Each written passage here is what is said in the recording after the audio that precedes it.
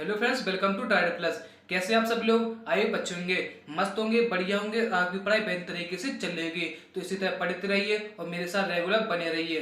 दोस्तों, जैसा कि आपको पता है, यूपीजी के चैप्टर वाइज एक क्लास होती है 8 AM पर ओनली संडे को। मैंने इस क्लास को आपको 8 AM पर प्रोवाइड करा दी है।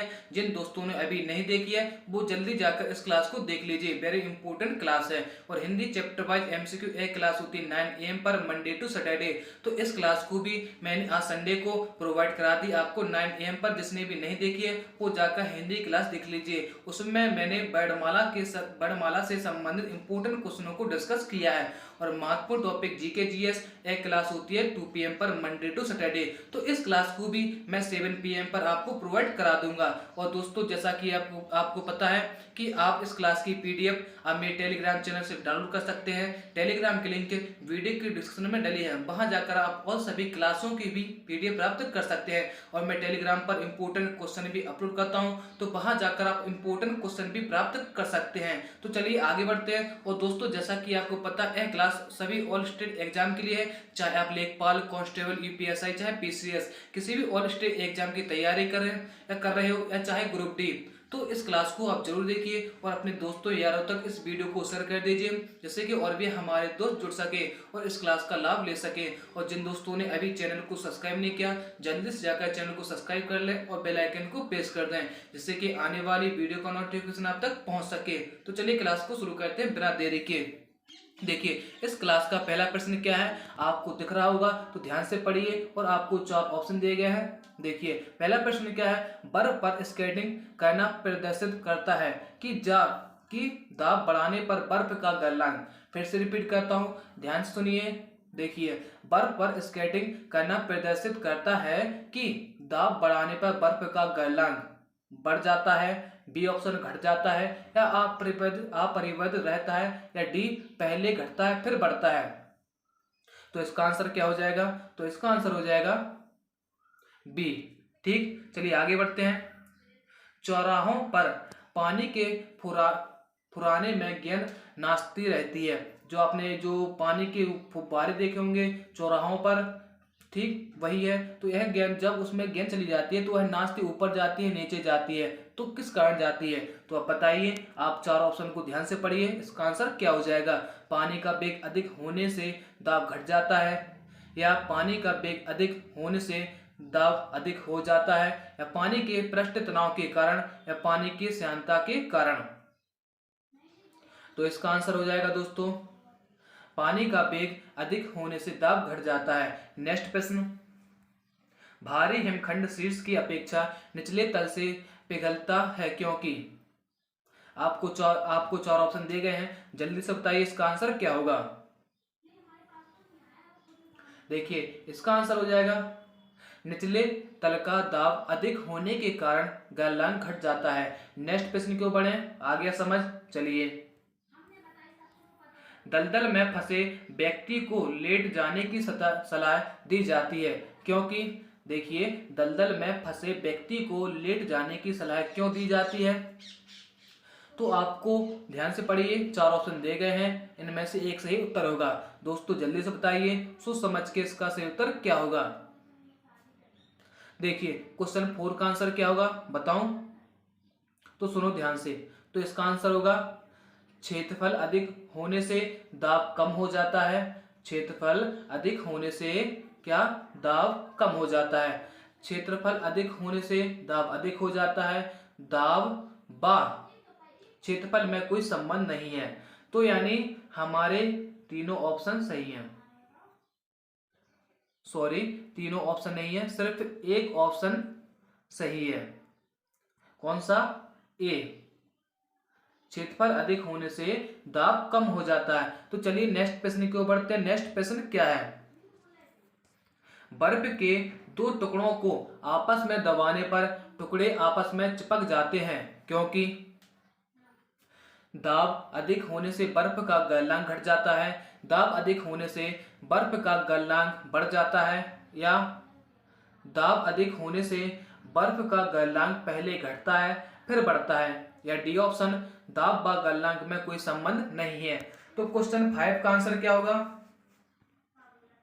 देखिए क्वेश्चन 5 का आंसर क्या हो जाएगा, ए, दाब अधिक होने से बर्फ का गलनांक घट जाता है। आया समझ। चलें नेक्स्ट प्रश्न की ओर। नेक्स्ट प्रश्न को देखते हैं। प्रायः तेज आंधी आने पर फूस या टिन की हल्की छतें उड़ जाती हैं। बताइए छतों का आकार जटिल होता है, छतें कर बंधी नहीं होती हैं, जो छतें होती हैं वो नहीं बंधी होती हैं अच्छी तरह से, या सी ऑप्शन छत छत ऊपर बहने वाली उच्च वेग की वायु छत सतह पर दाब उत्पन्न कर देती है तथा छत के नीचे दाब सामान्य रहता है। डी ऑप्शन को देखिए ध्यान से, फूस की छतें तेज वायु से स्वतः उड़ जाती हैं। तो बताइए सोच समझ के इसका उत्तर क्या हो जाएगा। क्वेश्चन 6 का आंसर क्या होगा दोस्तों, जल्दी से बताइए, पढ़िए ध्यान से। देखिए तो इसका आंसर क्या हो जाएगा, सी। चले आगे बढ़े। देखिए नेक्स्ट प्रश्न। दोस्तों अगर आपको वीडियो अच्छी लग रही हो तो लाइक करते रहिए, वीडियो को शेयर करते रहिए और चैनल को सब्सक्राइब भी करते रहिए। और वेरी इंपॉर्टेंट क्वेश्चन है तो इन्हें आप नोट बनाते भी रहिए।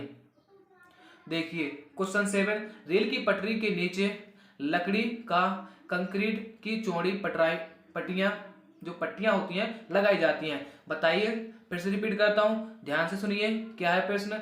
रेल की पटरी के नीचे लकड़ी या कंक्रीट की चौड़ी पट्टियां लगाई जाती हैं जिससे, बताइए आपको 4 ऑप्शन दिए गए हैं, ध्यान से पढ़िए क्या उत्तर हो जाएगा। वह झटकों को अवशोषित कर सके। बी ऑप्शन फिस पट्टियां सही तरीके से लगाने के लिए पटरियां समांतर बनी रहें, रेलगाड़ियां द्वारा लगाया गया दाब कम हो जाए। तो क्वेश्चन 7 का आंसर क्या होगा दोस्तों। दोस्तों यह इंपॉर्टेंट क्वेश्चन है, आप ध्यान रखना। इंपॉर्टेंट क्वेश्चन ऐसे आप याद कर लीजिए और इसे नोट बनाकर लिख लीजिए। तो बताइए क्वेश्चन 7 का आंसर क्या होगा। देखिए तो इसका आंसर हो जाएगा डी। चलिए आगे बढ़े, समझ में आया। देखिए आगे बढ़ते हैं। पहाड़ों पर कभी कभी व्यक्तियों के नाक व मुंह से खून निकलने लगता है। बताइए क्योंकि ऊंचाई बढ़ने से रक्तदाब बढ़ता है, ऊंचाई बढ़ने के साथ साथ रक्तदाब घटता है, या ऊंचाई बढ़ने के साथ वायुमंडलीय दाब बढ़ता है। डी ऑप्शन ऊंचाई बढ़ने के साथ वायुमंडलीय दाब घटता है। देखिए तो इसका आंसर क्या होगा, ऊंचाई बढ़ने के साथ वायुमंडलीय दाब घटता है, इसी कारण पहाड़ों पर व्यक्तियों के नाक से व मुंह से खून निकलने लगता है या रिसने लगता है। चलिए आगे बढ़े, समझ में आया दोस्तों। वेरी इंपॉर्टेंट क्वेश्चन है तो मैं आपसे बार बार कह रहा हूं, इन्हें आप नोट बनाकर लिख लीजिए। वेरी इंपॉर्टेंट क्वेश्चन है, यहीं से प्रश्न आएंगे तो आएंगे। समझ में आया तो इन्हें नोट बनाकर लिख लीजिए दोस्तों, बार बार कह रहा हूं। चलिए आगे बढ़े। देखिए नेक्स्ट प्रश्न। हवाई जहाज में फाउंडेशन पेन से स्याही बाहर निकल आती है। बताइए क्यों निकलती है।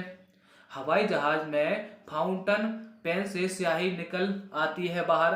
बताइए, आपको 4 ऑप्शन दिए गए हैं, सोच समझ के इसका सही उत्तर बताइए। तो इसका उत्तर हो जाएगा ऊंचाई बढ़ने से वायु दाब में कमी आ जाती है। क्या, ऊंचाई बढ़ने से वायु दाब में कमी आ जाती है, तो इसी कारण हवाई जहाज में फाउंटेन पेन से स्याही बाहर निकल जाती है। आए समझ, आगे बढ़े। चलो आगे बढ़ते हैं।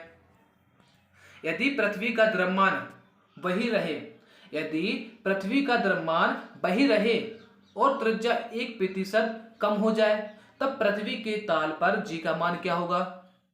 तो बताइए पृथ्वी के ताल पर जी का मान क्या होगा। तो क्या हो जाएगा इसका आंसर, 2% बढ़ जाता है। दोस्तों इसे भी आप नोट बनाकर लिख लीजिए। मैं तो कहता हूं जितना भी मैं आपको करा रहा हूं उतना आप नोट बनाकर लिख लीजिए और याद कर लीजिए। चलिए नेक्स्ट प्रश्न को बढ़ते हैं। देखिए 11 क्या है, ऊंचाई की जगहों पर पानी 100 डिग्री सेल्सियस के नीचे के तापमान पर क्यों उबलता है। देखिए पहला ऑप्शन क्या कह रहा है, क्योंकि वायुमंडलीय दाब कम हो जाता है अतः उबलने का बिंदु नीचे आ जाता है। बी ऑप्शन को पढ़िए, आखिर यह भी क्या कह रहा है, क्योंकि गुरुत्वाकर्षण कम हो जाता है। चलिए सी को भी देख लेते हैं, पर्वतों पर भारी हवाओं के कारण। चलो डी देखते हैं, डी तो कोई भी नहीं है। तो बताइए क्वेश्चन 11 का आंसर क्या होगा? आपने पढ़ लिया, समझ लिया, आखिर इसका उत्तर क्या होगा? देखिए क्वेश्चन 11 का आंसर हो जाएगा ए। क्या होगा? ए, क्योंकि वायुमंडलीय दाब कम हो जाता है अतः उबलने का बिंदु नीचे, दाब यानी बिंदु नीचे आ जाता है। चलिए नेक्स्ट प्रश्न की ओर, आ गया होगा समझ। साबुन के बुलबुले के अंदर का दाब बताइए। साबुन के बुलबुले के अंदर का दाब वायुमंडलीय दाब से अधिक होता है या वायुमंडलीय दाब से कम होता है या वायुमंडलीय दाब के बराबर होता है या वायुमंडलीय दाब का आधा होता है? तो क्वेश्चन 20 का आंसर क्या होगा? क्वेश्चन 20 का आंसर क्या होगा? देखिए तो इसका आंसर क्या हो जाएगा? वायुमंडलीय दाब से अधिक होता है साबुन के बुलबुले का अंदर का दाब। चले आगे बढ़े, समझ में आ गया होगा आशा करता हूं। देखिए हम दलदली सड़कों पर क्यों फिसलते हैं? हम दलदली सड़कों पर क्यों फिसलते हैं बताइए, किस कारण से? गुरुत्वाकर्षण बल या अपेक्षित बल या अपेक्षित वेग या घर्षण की कमी या घर्षण की अधिकता से? तो आपको जल्दी से बताइए इसका आंसर सही क्या होगा। देखिए इसका आंसर दोस्तों क्या होगा? घर्षण की कमी से। नेक्स्ट प्रश्न, जब बैरोमीटर का पारा अचानक गिर जाए, जब बैरोमीटर का पारा अचानक गिर जाए तो यह किस बात का संदेश करता है या किसको दर्शाता है? तो बताइए, गर्म मौसम, सर्द मौसम, आंधी का झंझावात की संभावना या शुष्क मौसम? देखिए इसका आंसर क्या हो जाएगा? सी। चलिए नेक्स्ट प्रश्न, देखिए हाइड्रोजन से भरा हुआ पॉलीथीन, हाइड्रोजन से भरा हुआ पॉलीथीन का एक गुब्बारा पृथ्वी के तल से छोड़ा जाता है तो वायुमंडल के ऊंचाई पर जाने से गुब्बारे का अमाप में कमी आ जाती है या गुब्बारे चपटा होकर चक्री का प्रकार के आकार में आएगा या सी ऑप्शन, गुब्बारे के आमाप वृद्धि होगी, गुब्बारे का आमाप व आकार पहले के समान ही रहेंगे? तो बताइए इसका आंसर क्या होगा? तो इसका आंसर हो जाएगा सी। चलिए आगे बढ़े। देखिए अगला प्रश्न क्या है देखते हैं, समतल की अपेक्षा पर्वतों पर सांस लेना क्यों कठिन होता है? जो समतल की अपेक्षा पर्वतों पर सांस लेना कठिन क्यों होता है? तो बताइए क्वेश्चन 16 का आंसर क्या हो जाएगा? तो आपको 4 ऑप्शन दिए गए हैं, ध्यान से पढ़िए, इनमें से सही उत्तर क्या होगा? देखिए तो इसका उत्तर क्या हो जाएगा? ऊंचाई के बढ़ने पर वायु दाब घट जाता है। क्या? ऊंचाई के बढ़ने पर वायु दाब क्या हो जाता है? घट जाता है और ऑक्सीजन की आवश्यकता बढ़ जाती है। तो इसी कारण समतल की अपेक्षा में आप आसानी से सांस ले सकते हैं और जब आप पहाड़ी पर चढ़ेंगे तो वहां पर आपको ऑक्सीजन लेने में दिक्कत आएगी, तो इसी कारण से आपको यहाँ पे थकावट भी हो सकती है। ठीक आया समझ? सांस लेने में भी दिक्कत आती है पहाड़ों पर चढ़ने पर। चलिए नेक्स्ट प्रश्न, जब 14 वायु दाब मापी किसी ऊंचे पर्वत पर ले जाया जाता है तो नलिका में पारा गिर जाता है क्योंकि वहां वायु अपेक्षाकृत हल्की होती है। बी ऑप्शन, ताप में न्यूनता के साथ पारा निम्न हो जाता है। सी ऑप्शन, वहां पर वायुमंडलीय दाब निम्न हो जाता है। डी ऑप्शन, वहां पर पृष्ठ तनाव घट जाता है। तो इसका आंसर क्या होगा? 17 का आंसर क्या हो जाएगा? दोस्तों जल्दी से बताइए, आपने प्रश्न पढ़ लिया होगा ध्यान से, तो आप उत्तर बताइए। देखिए तो इसका आंसर हो जाएगा क्या? सी। चलिए नेक्स्ट प्रश्न, देखिए उड़ान से पहले हवाई जहाज दौड़ मार्ग पर दौड़ाया जाता है। बताइए क्यों दौड़ाया जाता है? उड़ान से पहले हवाई जहाज दौड़ मार्ग पर उड़ाया जाता है। तो आपको 4 ऑप्शन दिए गए हैं, ध्यान से पढ़िए और सही उत्तर बताइए। देखिए क्या उत्तर होगा? बी। क्या उत्तर हो जाएगा? कार्यकारी वायुदाब बढ़ाने के लिए। क्या? कार्यकारी वायुदाब बढ़ाने के लिए। आए समझ? चलिए आगे बढ़े। हाइड्रोजन से भरा रबड़ का गुब्बारा वायु में ऊपर जाकर फट जाता है क्योंकि हाइड्रोजन का भार बढ़ जाता है, वायु दाब बढ़ जाता है, या हाइड्रोजन का दाब घट जाता है, या वायु दाब घट जाता है? तो बताइए इसका आंसर क्या हो जाएगा? 19 का आंसर हो जाएगा डी, वायु दाब घट जाता है। तो चलिए आगे बढ़ते हैं नेक्स्ट प्रश्न की ओर। दोस्तों अगर आपको वीडियो अच्छी लग रही हो तो लाइक करते रहिए। ठीक दोस्तों, प्रेशर कुकर में खाना कम समय में क्यों पकता है? प्रेशर कुकर में खाना कम समय में क्यों पकता है? आपको 4 ऑप्शन दिए गए हैं, बताइए 20 का आंसर क्या होगा? तो इसका आंसर क्या हो जाएगा? अधिक दाब के कारण उबलते पानी का ताप बढ़ जाता है। चलिए नेक्स्ट प्रश्न की ओर। वस्तु की मात्रा बदलने पर अपरिवर्तित रहेगा, आयतन, भार या द्रव्यमान या घनत्व? बताइए क्या अपरिवर्तित रहता है? देखिए 21 को ध्यान से पढ़िए, समझ के सोच समझ के इसका सही उत्तर बताइए क्या हो जाएगा। तो 21 का आंसर हो जाएगा डी। अगर अब वस्तु की मात्रा बदलने पर क्या होगा? घनत्व अपरिवर्तित रहता है, उसका आयतन बदल जाएगा, भार बदल जाएगा, द्रव्यमान बदल जाएगा। चलिए आगे बढ़े। तैराक को नदी के मुकाबले समुद्री पानी में तैरना आसान क्यों लगता है? तैराक को नदी के मुकाबले समुद्र में तैरना आसान क्यों लगता है? बताइए समुद्री पानी में प्रदूषण कम होता है इस कारण से, या समुद्री तरंगें तैराकों को तैरने में सहायक होती हैं, या सी ऑप्शन समुद्री पानी का घनत्व साधारण पानी से ज्यादा होता है, या सी ऑप्शन होगा, या डी ऑप्शन समुद्र में पानी का आयतन ज्यादा होता है। तो इसका आंसर क्या होगा दोस्तों? जल्दी से बताइए, तुरंत प्रभाव से इसका सही उत्तर बताइए क्या हो जाएगा। तो इसका आंसर क्या होगा? सी, समुद्री पानी का घनत्व साधारण पानी से ज्यादा होता है। चलिए आगे अगले प्रश्न पर। अगला प्रश्न क्या है? वायुमंडल में बादलों के तैरने का कारण है? बताइए 23 का आंसर क्या होगा? वायुमंडल में बादलों के तैरने का कारण क्या है? निम्न दाब या निम्न घनत्व या श्यानता या तापमान? तो इसका आंसर क्या होगा? निम्न घनत्व के कारण बादलों यानी वायुमंडल में बादल तैरते हैं। चलिए नेक्स्ट प्रश्न। समुद्र में प्लावन करने आइसबर्ग का कितना भाग समुद्र की सतह से ऊपर रहता है? जो बर्फ होती है ना, अगर आप कोई भी काफी बर्फ डाल दिया यानी समुद्र में, तो उसका कितना भाग समुद्र में रहता है? तो यह बताइए, आपसे यह पूछा गया है।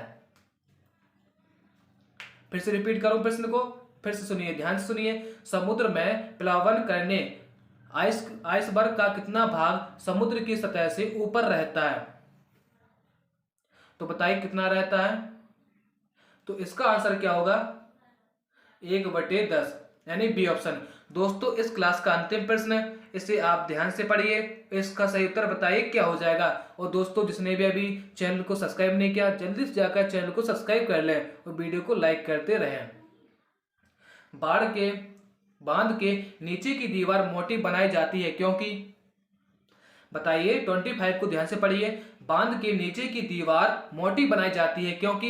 ए ऑप्शन गहराई बढ़ने के साथ द्रव का दाब घट पड़ता है, बी ऑप्शन गहराई बढ़ने के साथ द्रव का दाब घटता है, सी ऑप्शन गहरे बढ़ने के साथ द्रव का घनत्व बढ़ता है, डी ऑप्शन गहराई बढ़ने के साथ द्रव का घनत्व घटता है।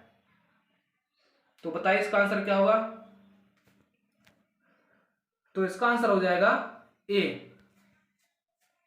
ठीक दोस्तों अगर आपको वीडियो अच्छी लगी हो तो लाइक कीजिए और शेयर कीजिए और चैनल को सब्सक्राइब कीजिए और मुझे कमेंट करके बताइए आपको वीडियो कैसी लगी है। Thanks for watching, bye.